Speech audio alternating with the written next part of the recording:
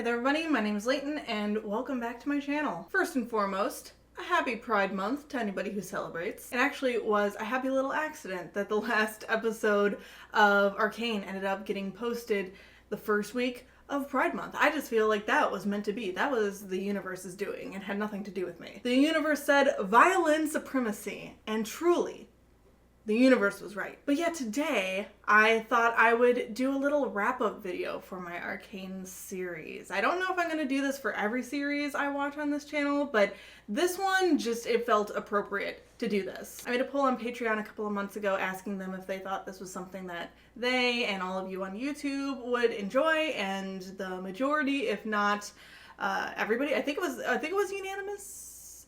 I could be wrong, but I'm pretty sure everybody was like, yeah, do it. And I was already leaning toward the yeah, do it side, so that just like confirmed that I should do it. So here I am. And I'm excited to be here. I mean, it has been months and months and months since I watched this series the very first time. I filmed it, I think it was in December. I think I did it over Christmas break because I work at a high school, so I got one of those. And I think that's when I filmed it, if not in November. I might have done it over Thanksgiving break, actually. Either way, it was back in 2021 that I watched this series for the first time. And since then, I've watched it about a million more times, like not even exaggerating. I watched it multiple times to edit my videos on my channel. And then I also have showed the show to a couple of friends to introduce them to it. Plus, I've watched a ton of other commentary channels react to the show. I watched Not So Average Fangirl. I watched her reaction to it. Hers was fun. I watched, I think her username is Your Internet Mom Ash.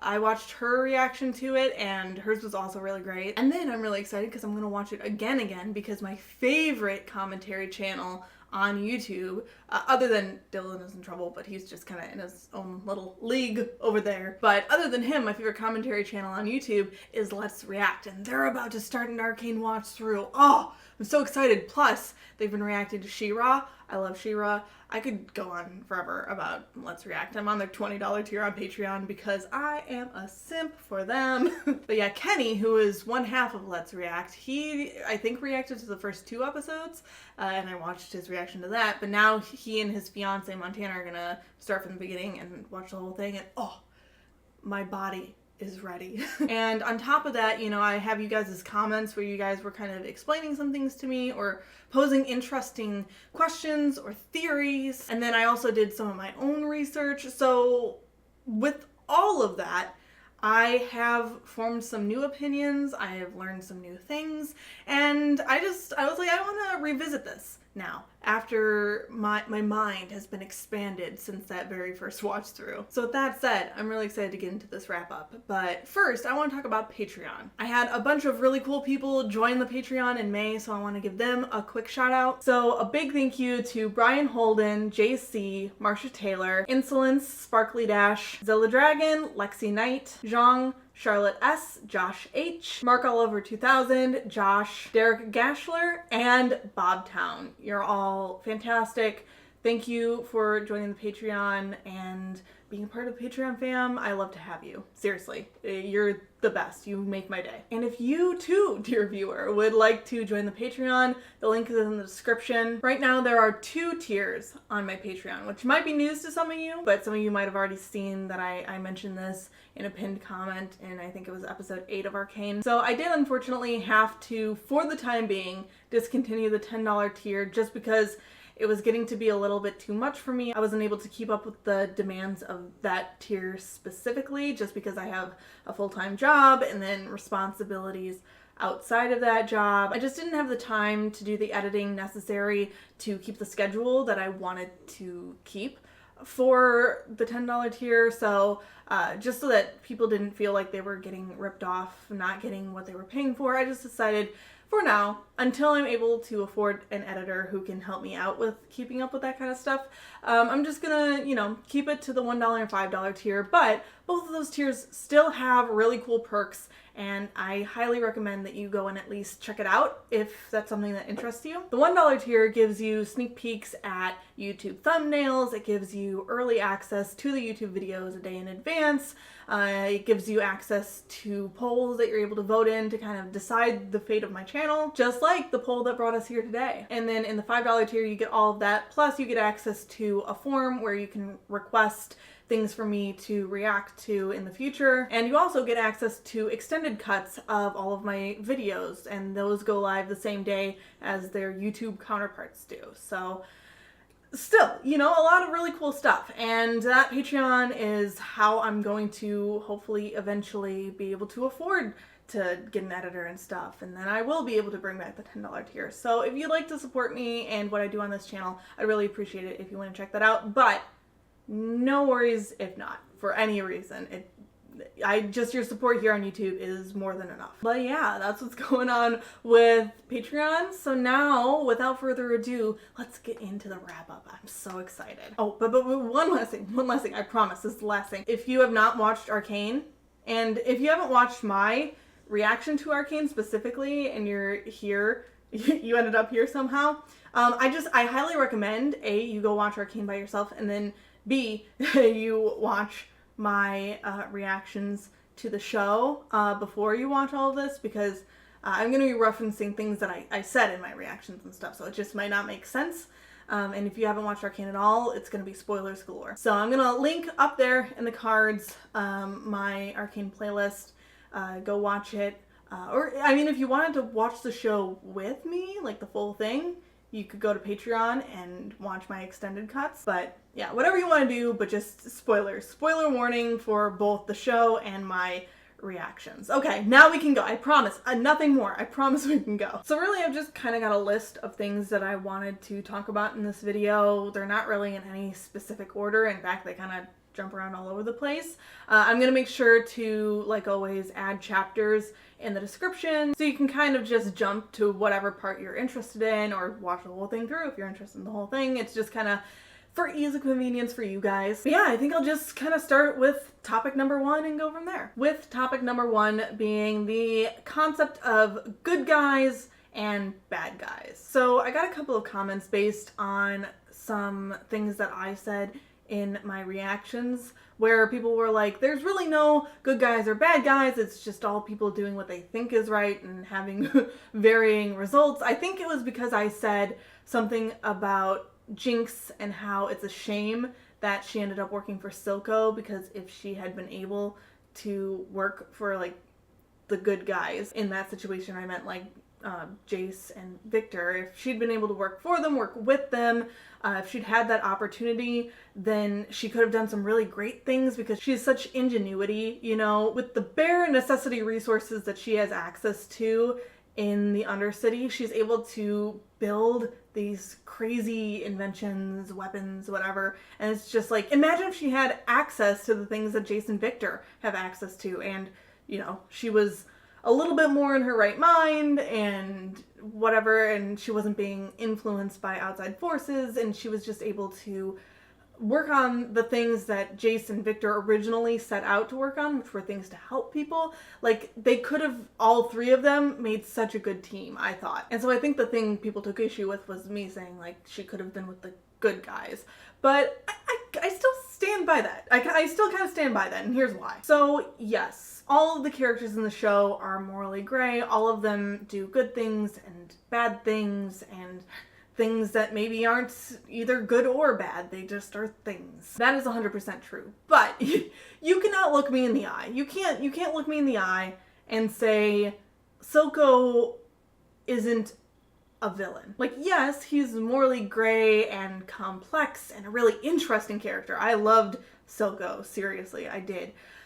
But, like, comparatively to all of these other characters, when you look at him, you're seeing him and he just has this blatant disregard for human life. He is just juicing people up with a shimmer. And yes, I do know what shimmer is. I know that it's called that, believe it or not. But yeah, he's like creating monsters with shimmer. He's getting people addicted to shimmer. He says that he wants to create the nation of Zorn or whatever, and he wants freedom and independence from Piltover. But, like, everything he does is very self-centered, very selfish, very based on his own ego. Again, just that blatant disregard for human life. That's villain shit. So when I say, like, good guy versus bad guy, what I mean is Silco is a bad guy, and literally anybody else who isn't Silco is, like, a good guy or, like, just, like, middle of the road, not a good guy or a bad guy. I think some people thought that when I said, oh, it's a shame she couldn't work with the good guys, they didn't see it as me saying, oh, it's a shame she couldn't work with Jace and Victor. What I think people thought I was trying to say is that it's a shame she wasn't able to work with, like, all of the topsiders, but no. I know that topsiders aren't good guys and people in the trenchers or whatever aren't bad guys. It's like Silco and his people are the bad guys.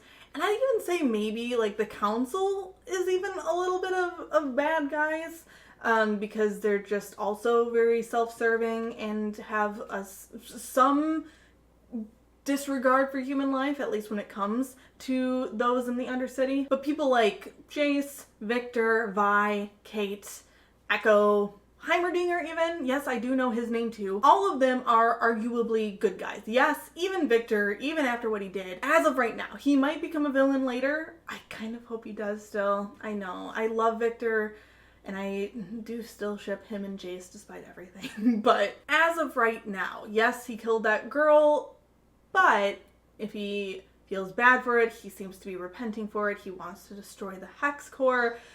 As long as, like, he goes through with that, you know, he's still a good guy.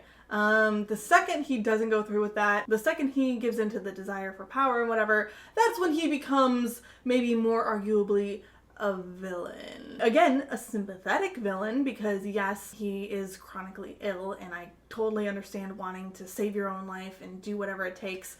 But at the expense of other people's lives, again, that's some villain shit. But anyway, yeah, that's my take on it. But I do agree with everybody who's saying, like, these characters are all, like, morally gray. Nobody's, like, a perfect, like, hero in the sense of, like, a superhero kind of person. Like, they're not Superman with their excellent morals and whatever. No, absolutely not. All of these people are fucked up. All of these people need therapy. But, like, story-wise, you would not argue if I told you, like, Vi is our protagonist.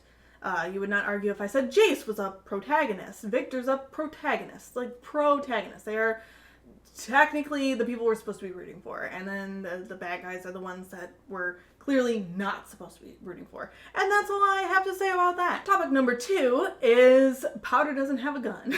Guys, I know that we're still kind of learning each other here. We're learning each other's senses of humor and whatever. So I just wanted to make it exceptionally clear that I was 100% joking when I said that they should give Powder a 10-year-old child a gun. It was a joke, I promise. I'm not out here like, yeah, let's give these kids guns, bang bang bitches. Like, the Undercity streets might be rough, but they ain't that rough. When I said it that first time, other than it being a joke, what I really meant was, like, all of her, like, her sister and then her 2 foster siblings, Milo and Clagger, they all were, like, shitting on Powder for not being useful. She can't do anything because she can't fight hand to hand and whatever. But what I meant was, like, okay, but she has this excellent aim. Why don't they see that this could eventually be an asset? Like, she really did. She had potential for an incredibly useful skill somewhere down the line. They could have been honing this skill, you know. I'm not saying send her out into the streets and have her turn her gun sideways and go all gangster on people. I'm saying teach her how to shoot, you know, teach her how to use a weapon like that so that eventually she could be useful, and stop shitting on her for what she can't do, and instead take the time to recognize that she has a strength and play into that strength. Because, I mean, clearly Silco did that. Once he, like, adopted Powder and turned her into Jinx, he clearly saw that she had some kind of, what's the word? I want to say propensity, and I'm like, I don't think that's a real word. Is that a real word? I don't know.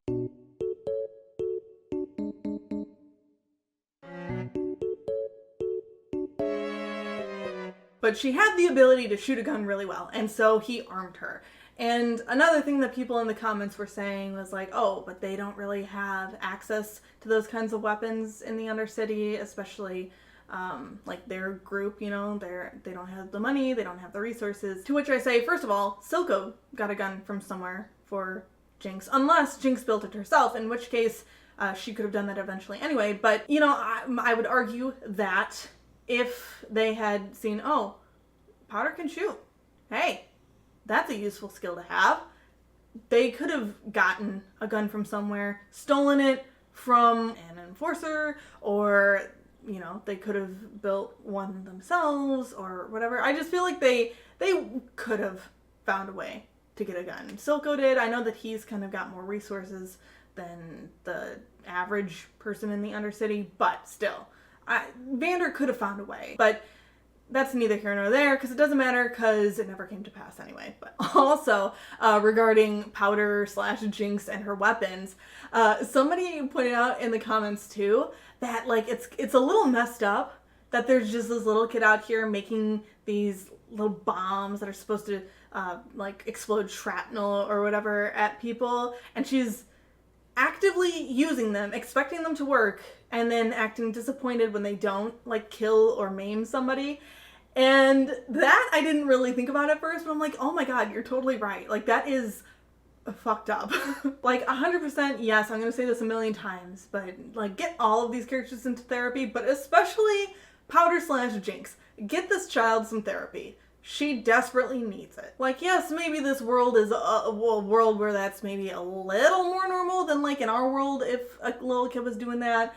But, like, I don't know. It's still, like, sketchy. It's like, maybe check in on this kid and see where she's at mentally. And I think it was in one of the earlier episodes, somebody left, like, a huge comment on one of the videos that was kind of a psychological deep dive into Powder and Vi's relationship and how Vi wasn't really supporting Powder, and she really was kind of the one who led Powder to be more to have her psychological break, because, you know, instead of easing Powder's fears about herself and her inadequacies, Vi was kind of, she was saying, like, yeah, you know, you can't do these things, you know, you are a little weak, you know? Like, she tried to spin it in a nice way where she's like, but you have your little inventions. But, like, it was a really interesting deep dive. I think they said that they got it from, like, somebody else's video or whatever, but if you wanted to go back and try to find that comment, it's out there somewhere, and it was really interesting. It was an interesting read. I don't want to get too into it right now, but thank you to that user who put that out there. It made me think about things that I hadn't thought of. Next, we have a quick one. What do the Hexgates do? Yes, that's right. I now know what the Hexgates do. And I've known for a while, and I waffled back and forth when I was editing the videos about whether I should put in all of the times that I asked about the Hexgates, because I was like, I know it now, and I was afraid that some of you guys might, like, keep commenting what they do, and I'm like, I know now, I do know now. But I ended up keeping those in, or at least most of them in, because I was like, this was my initial reaction. I really did have these questions, and just because I don't have these questions anymore, you know, that the point is to have captured my initial reaction. So I left the questions in, but now I do know. They're fast travel, essentially. And when I Googled it, the explanation that the internet gave me is that it shoots the airships through time and space, and it's used for the trade of goods. Which does make sense, because for those of you who also didn't know what this did, or if you were confused, so if you remember the part where Victor and Jace got the little Hextech gemstone to work for the very first time in episode 3, I think, when they got it to work and they were floating on the ceiling, and there was, like, that nut floating in the air, and I think it was Victor flicked it through the, like, middle where the gemstone was, and it, like, roomp, and it, like, popped out the other side. That's essentially what the Hexgates do. They transport the airships through time and space to, like, I think it's another Hexgate. I think that these Hexgates are, like, all over the place now, and it, like, sends them on their way. So essentially the reason that Piltover was able to expand and grow so quickly, other than the fact that there was a big time jump that at first I wasn't sure about, because I am an easily confused and stupid person. But the reason they were able to progress so much more quickly is because now trading is just snap of the fingers, boom, this airship full of goods is now somewhere else, and then they can send it back and whatever. So that really is able to, you know, boost productivity and whatnot. So that's what those do, and I'm very glad to know it now. It would have been nice to know it when I was actually watching the show. I will say I feel like they didn't really explain it very well in the show. I feel like they could have explained it a little bit better, but, you know, c'est la vie. It is what it is. All right, next, I want to address the Vander and Silco brothers thing. The part where I was confused about whether they were brothers by blood or whether they were like chosen brothers like Victor and Jace. So some of y'all got a little sassy in the comments and you were like, why would he say we were brothers if they were brothers by blood? Like, you can't stop being brothers. To that, I would argue, like, yes, technically, but I'd argue that it's kind of like when Powder, like, disowned Vi, where she was like, she's not my sister anymore. Was that a great impression? I thought so. No, but like she disowned Vi as her sister. So she was like, she's not my sister anymore. So she could, you know, come out and say like, we were sisters, Vi.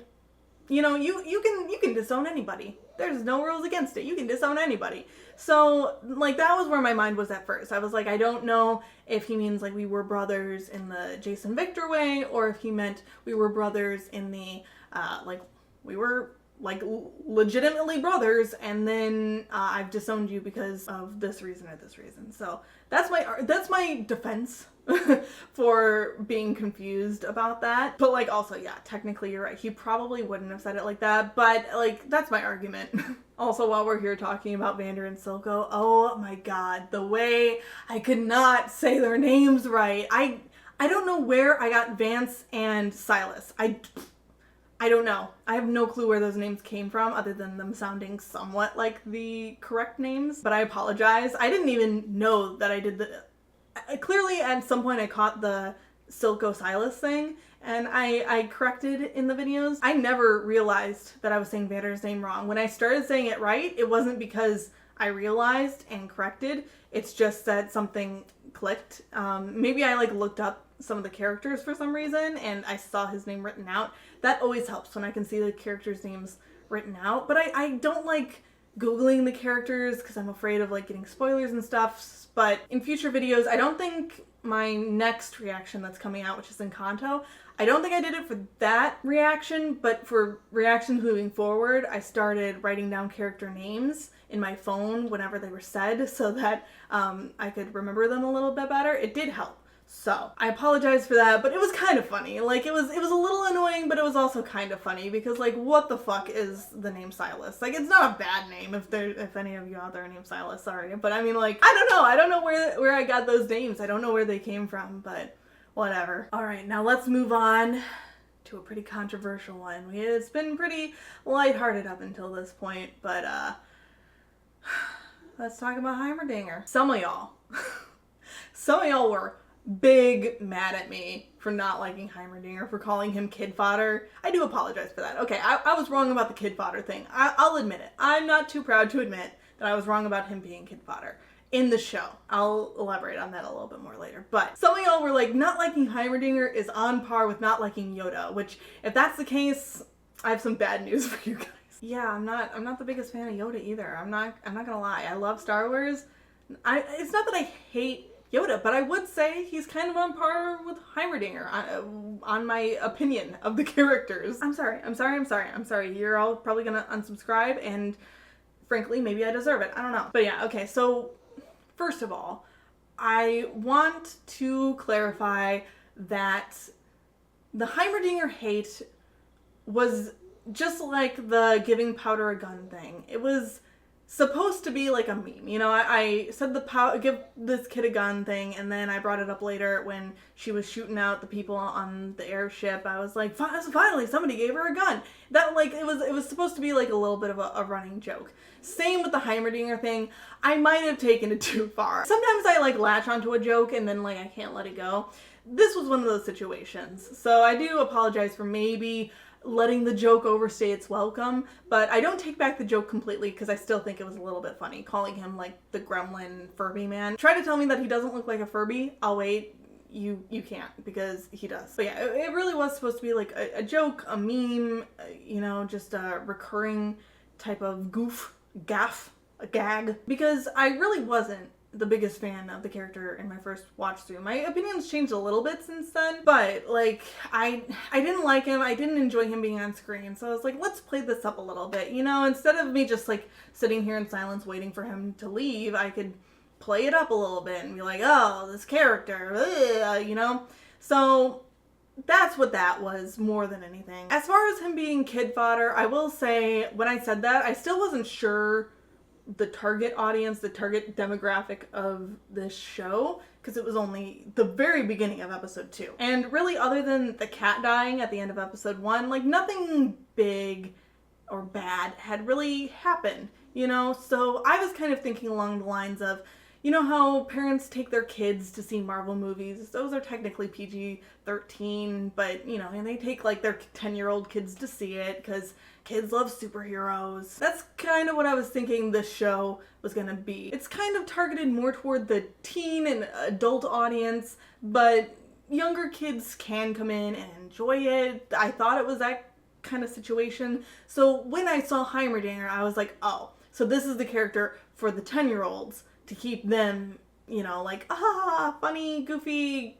animal companion kind of character. That's what I thought he was when I said the words kid fodder specifically. I do take that back now, though, because I can tell that especially in the show, he's supposed to be a more serious character. Yes, he's a little goofy looking and a little goofy sounding, to which I also have to say that voice actor probably had a blast in that recording booth voicing that character. I am jealous of him for that. The stupider the character, the more fun to play, honestly, when it comes to voice acting. I minored in voice acting. Fun fact about me. But, yeah, I stand by that he's a little goofy and weird and whatever, but he really did turn out to be a more serious character in that, you know, he was like all the other characters, you know, he had his good moments and his bad moments. He was morally gray. He had like life experience that, you know, sometimes he was trying to force things on people and other times he kind of had a point.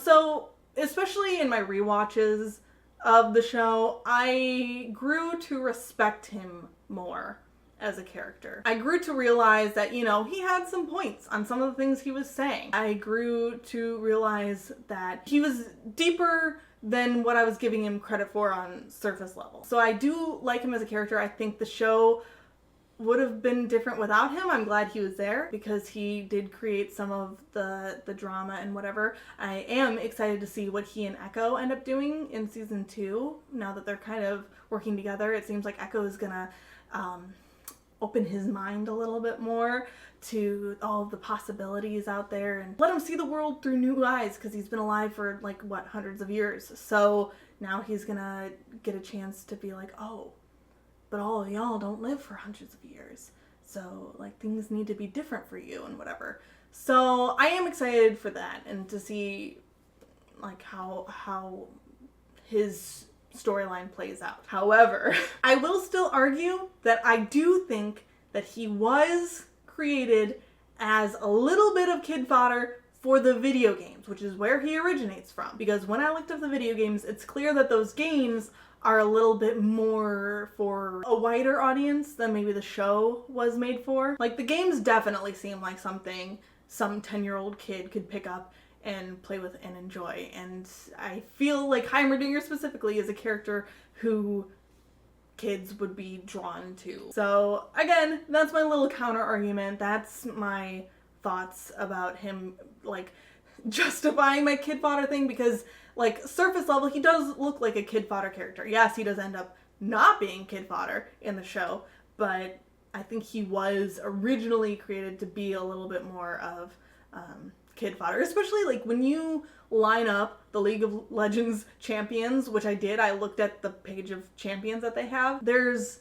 some like Vi and Kate who are like, yeah, badass. And then there's some that look like actual like scary ass monsters. But then you've also got characters like Heimerdinger. And I think, is her name Serafina? I don't know for sure. It was like this bubblegum pink character. The characters kind of run the gambit. So it seems like there's somebody for everybody. And so yeah, I think he might have originally, and I watched a couple of like little clips. Like I watched this one about he had like invented something and then it got stolen by Jinx, and then she put it into a gun, and then Echo put it into like a little skateboard thing, and then it went, and then it ended up back with Heimerdinger, and it was all kind of this fun little kooky, zany adventure type of video, and Heimerdinger was very much like, ha ha ha, this is great. Like, he was still kind of the same character, but I don't know, I still got like a little bit of the kid fodder vibes from him, but maybe that's just my interpretation of his character. Maybe you don't think that's true at all. Maybe you think even in the video games, because especially if you've played the video games before, you definitely know him better than I do. So maybe you think like I'm still kind of misreading him, which is fine. We're all gonna have our own opinions about certain characters. I don't hate him anymore, and that's what matters. And I promise that I will call him Heimerdinger in season 2. I will not call him the gremlin Furby guy anymore. You have my word, hand to chest, I promise. Okay, I have legitimately been talking for forever and I'm only like halfway done. So let's speed this up. Now, next we're going to talk about story structure. And I'm going to make this as quick as I can because I kind of talked about this at the end of the last episode where I talked about how it was kind of hard to predict what was going to happen in the show because of the story structure, but I just wanted to elaborate on that a little bit because I was able to sit on it and think about it a little bit more. So in the last episode I kind of said that the pacing was, I think, what really threw me off from being able to guess how the season was going to end, because it just felt like it wasn't moving fast enough for us to be able to get a climactic moment and then a resolution as well. That ended up being because there was no resolution. It was just the climax, and it like literally we got to the peak and then the screen went black. So first of all, Arcane writers, that wasn't cool. It was so rude. But also, yeah, that's part of why I was thrown off. But the more I thought about it, the more I also kind of started to realize that part of it also why I couldn't predict the ending was because I was expecting Silco to be the one to kind of enact the big final climactic attack or whatever it was going to be with like Jinx at his side, but I never saw Silco's death coming, so that threw me off. And then also because we didn't know what the weapon was that they were making, it's just kind of hard to predict like what an outcome of them using a weapon would be. But that's not a bad thing necessarily, because in writing, and this is why I'm kind of lumping this in with story structure, because I'm going to tie it back to writing. But the common advice when your characters kind of have a plan of any kind, whether it's an evil plan or a good plan, is if the plan isn't going to work, then you let the audience know ahead of time what the plan is, because then they can kind of see how it's going off course. But if a plan does work or it's going to work, then you don't tell the audience anything.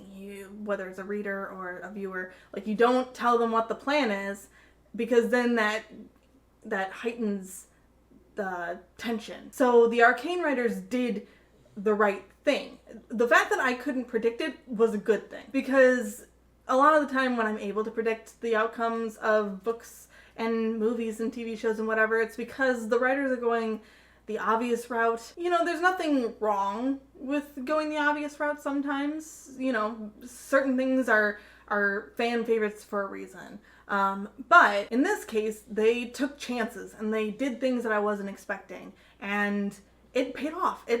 I truly feel like very few shows or any types of media could leave off on a cliffhanger like this and get away with it. But Arcane built it up so well that even though it was devastating to see the end credits roll after the glass shattered and you saw the little shark bomb thing hit the window, even though that was like emotionally damaging to me, especially in hindsight, is like the perfect ending to season 1. Oh, like, mwah. But I think only like really Arcane and maybe a couple of other shows could ever pull that off. And part of it working so well was that we truly didn't know what the weapon was, how it was going to work, what the plan with the weapon was. And plus, piled on top of the Silco's death, which was unexpected, and the council voting for peace. Yes, I know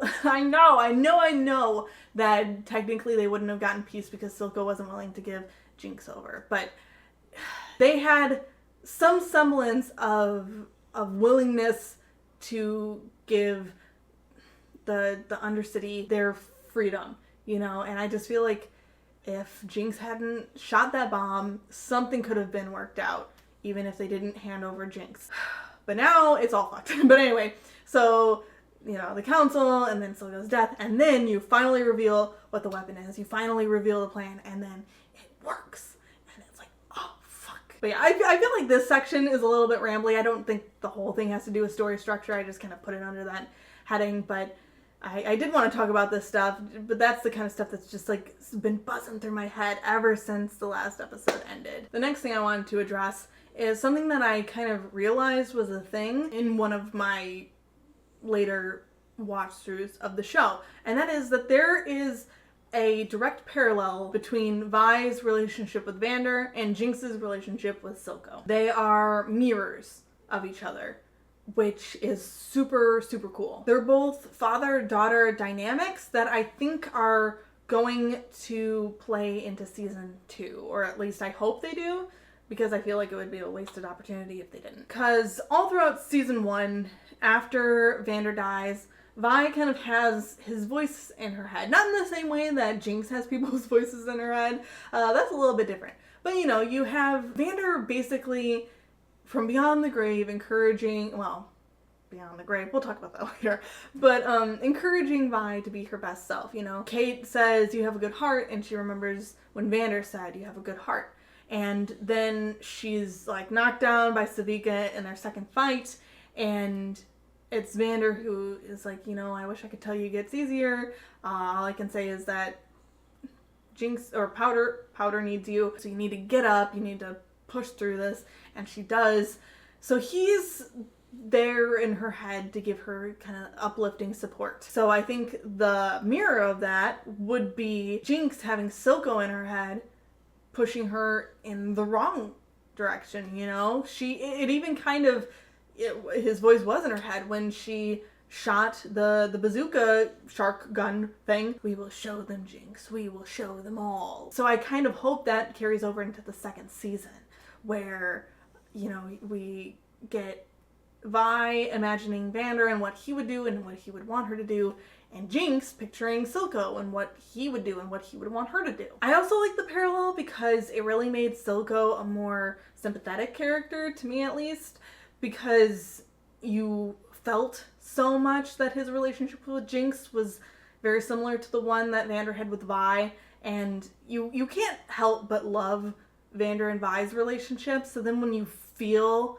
that similarity in Jinx's relationship with Silco, you're like, oh, like I know he's a bad person, but like their love for each other really like warms the heart, especially after you get past the weird sexual implications of some of the things that they do. But like once you're like, oh, like this really is a father-daughter relationship like Vander had with Vi, you're like, ah.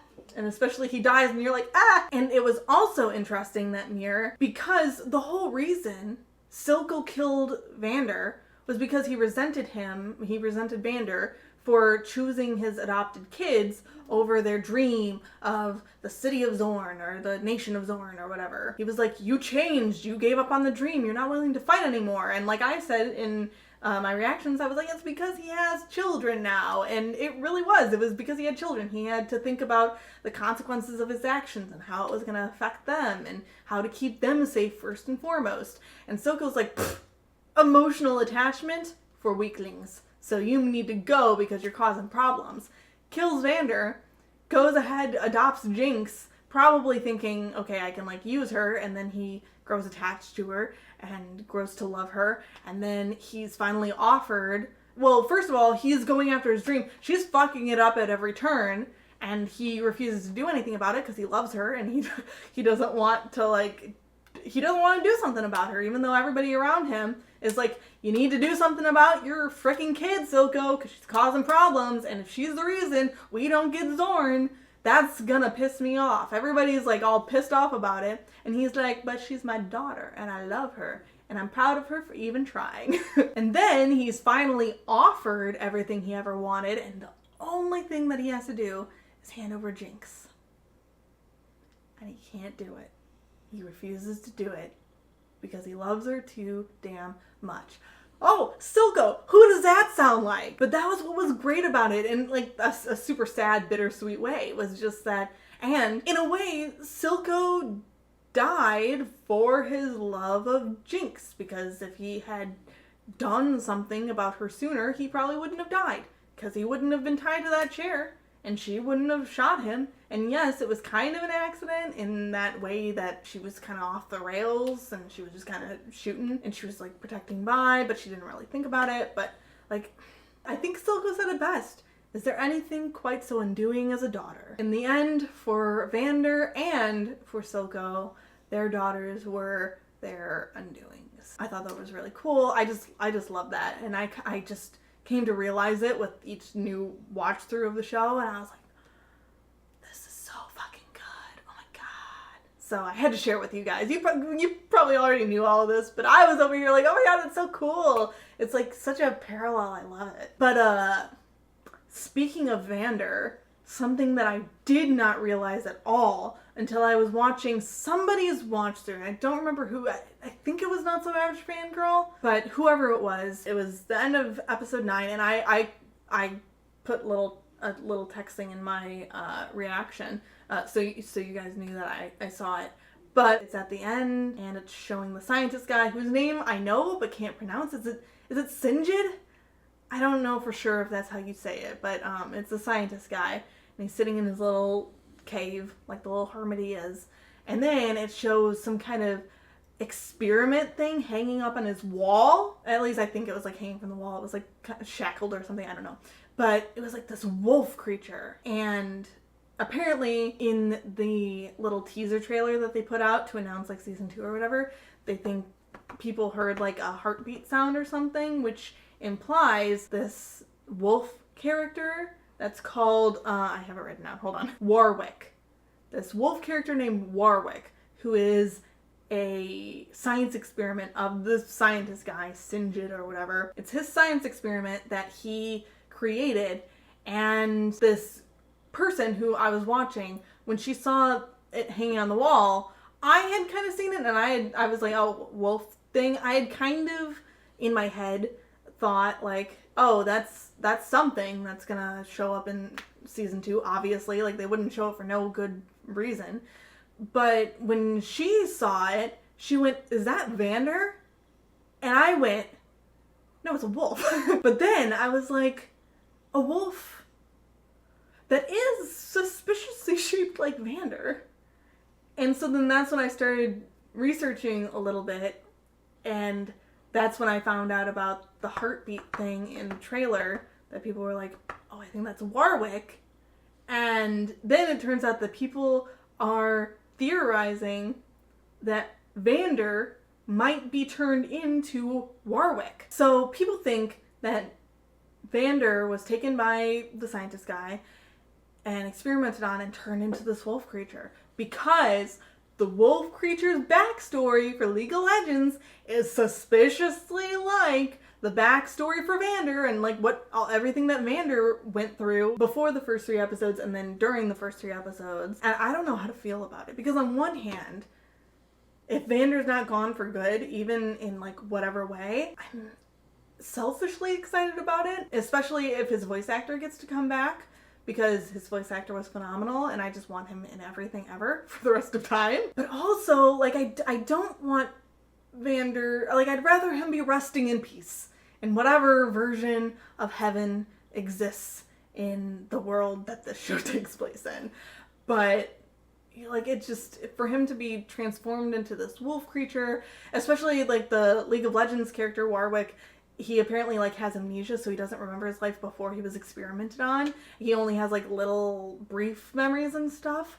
So that's just, like, oh, like Vander's like alive, but he can't like remember his past, which is like great for storytelling. Like really like, oh yeah, like if I was the writer, I would be like, yeah, definitely that's what happened. But as the viewer, I'm like, just, it's stabbing me in the heart in the way that only Arcane can. So yeah, mixed feelings about it, but only in like the viewer sense of it. Like as a writer and whatever, I'm like, oh yeah, definitely. It should absolutely be Vander. They should bring him back as a Warwick because it just, so much could happen with that.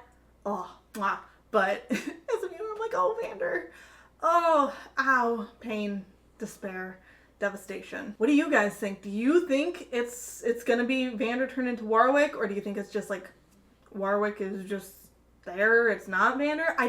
He was suspiciously shaped like Vander. And like when I picture Vander as Warwick, I picture when he was juiced up on the Shimmer, where he was like, Silco! But then he ended up turning back and like rescuing Vi from the burning building instead. I just picture that. And what I'd really love is if they paralleled that in season 2, where him and Vi are fighting against each other probably, because she won't know that it's Vander probably. She'll be like, okay, this is a giant wolf thing causing problems, and they're fighting against each other, and he's fighting against her because he doesn't remember her, but then maybe she's in trouble, and then he remembers, and he has an option to take down somebody or to save her, and he ends up saving her. If they don't do that, it is a waste. It is an absolute waste of a potential parallel that could actually just rip my heart out of my chest and stomp on it.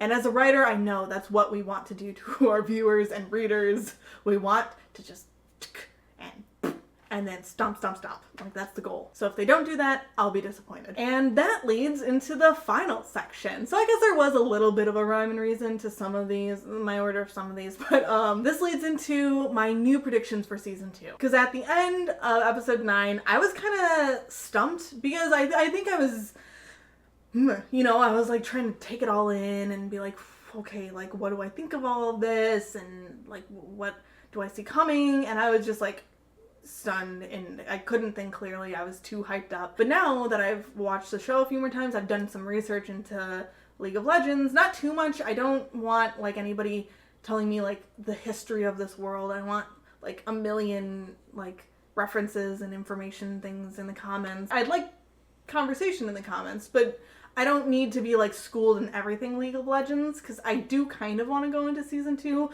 a little blind. I don't want it all spoiled for me, but doing just a little bit of research into like, oh, who are potential new characters who could show up eventually. And now I have some new theories. So let's start with the council. How are they going to survive Jinx's bomb that she literally just dropped on them? I don't think all of them are going to survive. There's just no way. I think Caitlyn's mom especially is probably going to die, because that's going to give her motivation to go after Jinx, because now she has a vendetta. But there are some members of the council who I do think are going to survive. And I think the answer is obvious which ones it's going to be. Jace, Victor, maybe Mel. These are characters, especially Jace and Victor. They're League of Legends champions. I feel like we can pretty safely assume those types of characters aren't going to die, because this is an origin story for all of them, like how they got to where they are. So I just don't think they're gonna, but it could, I don't know. It just depends on if they decide to make Arcane more of a separate thing with its own separate story inspired by League of Legends, but that kind of branches off in a different direction. I guess we don't know that those characters are safe for sure, but for now, I do feel like they're safe. So in that case, how do they survive? I have 4 theories. The first, since we now know that the writers are willing to repurpose characters into other characters, such as Vander into Warwick. We don't know for sure that they're doing that, but like, assuming that they do, then we know that they're willing to do that. It's like a character who starts out as one character and becomes a League of Legends champion. So Vander to Warwick. Could Mel be a League of Legends champion and we just don't know it yet? Could she change in some way? Could she have some dormant powers that we don't know about yet? And maybe they're not dormant, we just don't know about them. I don't know, but the way her metallic like breastplate thing that she always wears, it like glinted, and she looked before the bomb even hit the window. It makes me wonder, was that some kind of power, or was that just some kind of like visual effect that the animators thought would look cool? I don't know, but could she have like some kind of powers that, or maybe her breastplate somehow protects her and other people? That's just one possibility. Second is that Jace, maybe, did he bring his hammer into the council room with him? He could use the hammer to like stop the bomb somehow, or maybe he has some other weapon or tool that he brought with him. Maybe he has just one of the gemstones that he could do something with. That's a possibility. Another possibility is maybe Mel's mom somehow does something to protect them. You know, I don't think she was anywhere near them, so this is like the least likely, but I was just thinking about it, and I was like, well, if she like somehow sacrificed herself to stop the bomb and rescue them, that could also give Mel some motivation moving into season 2. But I don't even know if she was anywhere close to the council building where she could get there in time to do anything. And what would she do against a nuke being dropped on the building? I don't know. But I thought I'd throw that out there just in case it happened, so I could be like, I'm smart. But my favorite theory, and these are all ones I came up with. I haven't really looked into theories about how they survived the bomb or whatever, so if these are theories that other people have said, great minds think alike. I honest to God swear I didn't steal it from anybody. But this one seems like the most obvious answer. I forgot until I was doing like my last watch through of episode 9 that Victor still has his little funky metallic hand now, and he has his metallic leg, but let's focus on the hand for now. He has that. I forgot about it because he has gloves on, but you could kind of see it creeping out from under the glove on his wrist. But I had kind of forgotten about it until that point, and I was like, oh, he could do something maybe with that hand. I don't know what it's capable of. It's the hand that he got all metallic because he grabbed onto the hex core without being shot up with shimmer because he was out of it. But like, maybe he can, okay, there's two options here. Least likely is maybe he can shoot magic out of it that somehow does something. Or more likely is it's just like a super powered bionic hand now. Like his leg, you know, he can run on it now because it's like a bionic leg. Bionic hand, grab the nuke and just throw it somewhere else. I don't know, does something with it. He was able to defuse one of Jinx's bombs, given it was much smaller and much less deadly. But I don't know, maybe he can do something with that hand. He can grab it. He can protect people. He can, I don't know, do something. You know, he'll be able to stand up and run over to the thing, and people are going to be like, how the fuck did you do that? You have a limp. You use a cane. And it's like, actually, I genetically changed myself, and now I have superpowers, which could cause problems in and of themselves.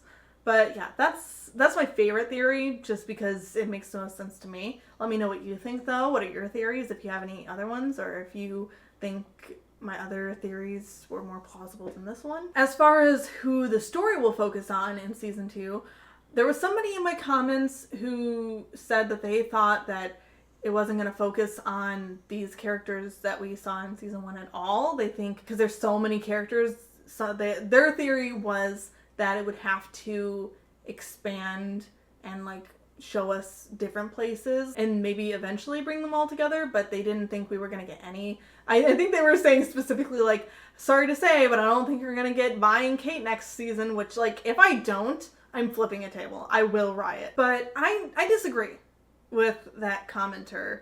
I mean, it's cool that they have their theories and their opinions, but my counter argument is that I don't think the writers would do that, because I think that's a poor storytelling choice.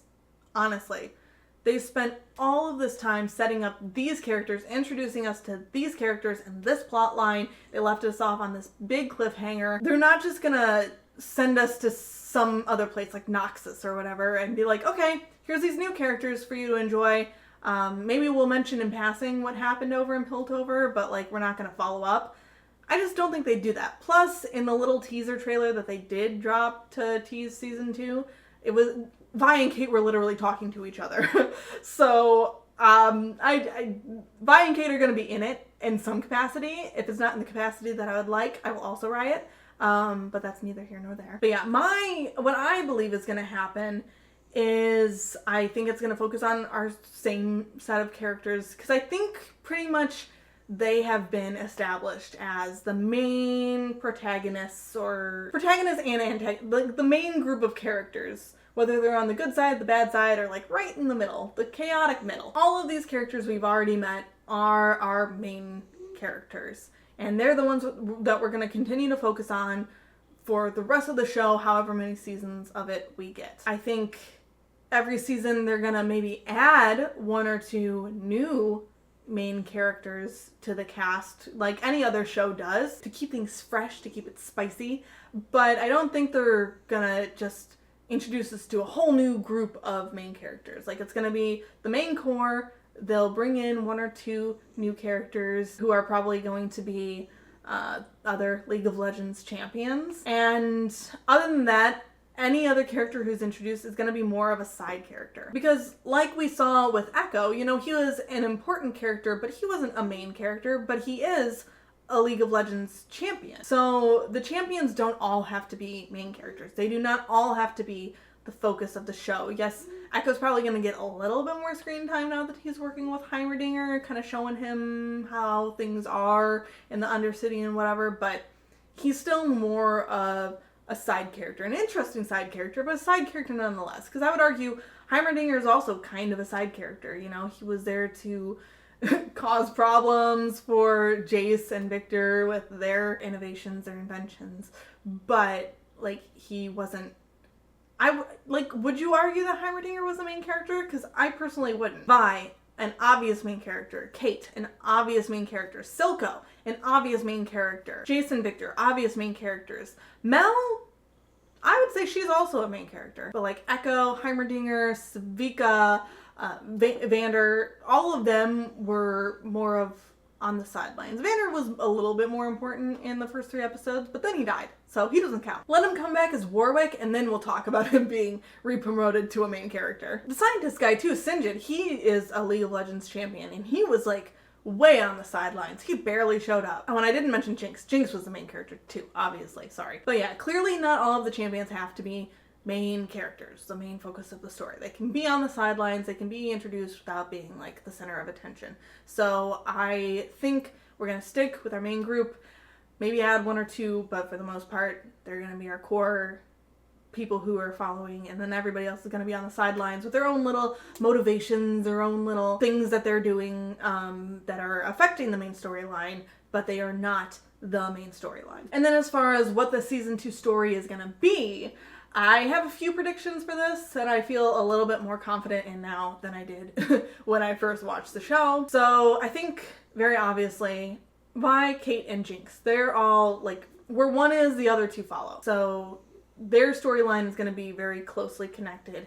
Jinx is going to be running around kind of as a lone wolf, I think. I don't think she's going to take over from Silco. I don't think she has anybody who would be willing to follow her. She's just kind of this wild card of a character who's just going to be off doing things in the name of Silco's dreams and whatever and causing chaos, but I don't think she's going to be like the next leader of the Undercity. But I think she is going to be trying her damnedest to start a war, provoke war, or if a war does start, to just cause as much chaos as humanly possible. And so I think Vi and Kate's thing is going to be they're trying to track her down, especially if Kate's mom dies in this bombing incident.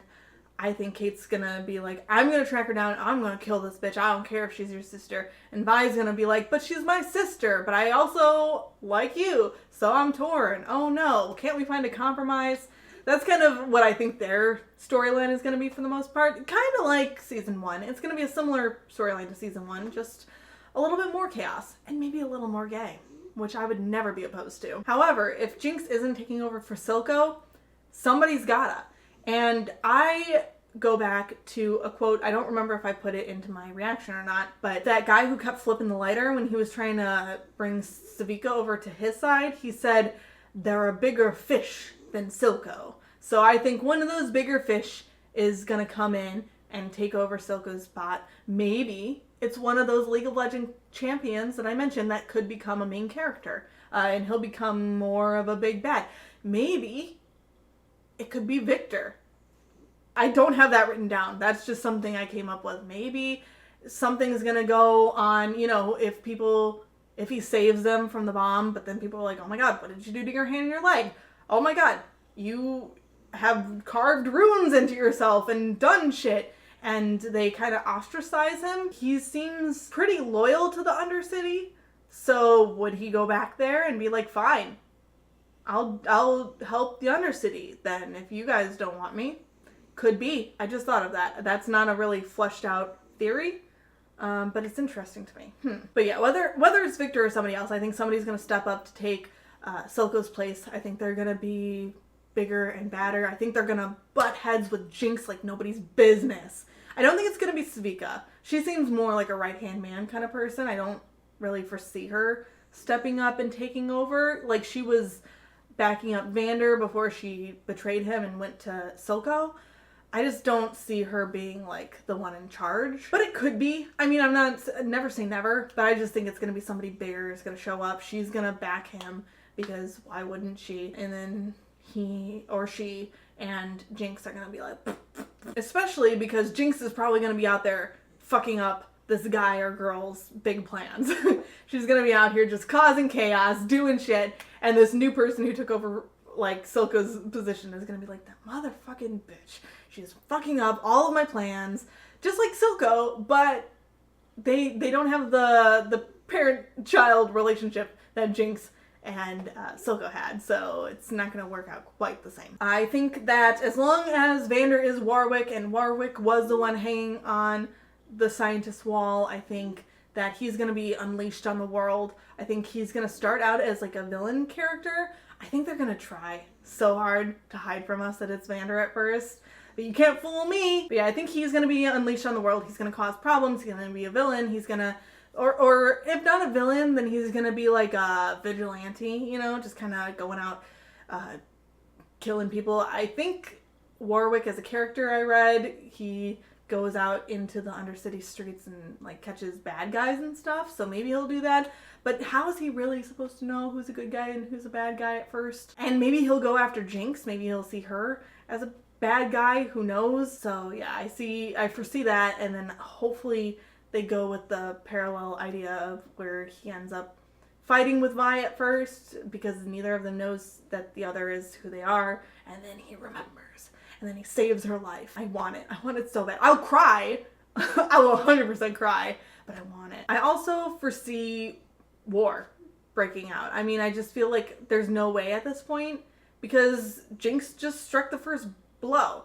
So either the council is going to be in shambles because like all of them died or a few of them died. Probably only a few of them, but still it's going to be chaos because suddenly the governing body of the city is just kaput. A few of them are alive, but probably a lot of them. Jace just seems like he would probably switch on a dime and be like, okay, it's time for war. But even if none of the surviving council members are like pro-war, I just feel like other topsiders are going to be like, okay, but we're going to do something about this, right? Because they just bombed the building of the counselors. So it's wartime, bitches. And like somebody's going to start a war. I mean, Jinx started the war, but somebody's going to retaliate and it's going to blow up into a war. Possibly going off of my idea of Victor going down to the Undercity and taking over. If Jace does another 180 and it's like, okay, it's wartime, and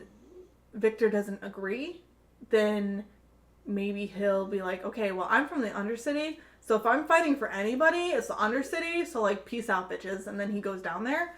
That could happen. I don't know. We don't know. It's a theory. And that's just a theory. An arcane theory. Thanks for watching. Just kidding, I'm not done. Don't leave this video yet. My last prediction is that outsiders from other regions might take advantage of Piltover's weakened state because of their civil war and might attack them because they want to take over the city. So they might be like, oh, there's a lot of infighting going on. They're weakened. They're not united.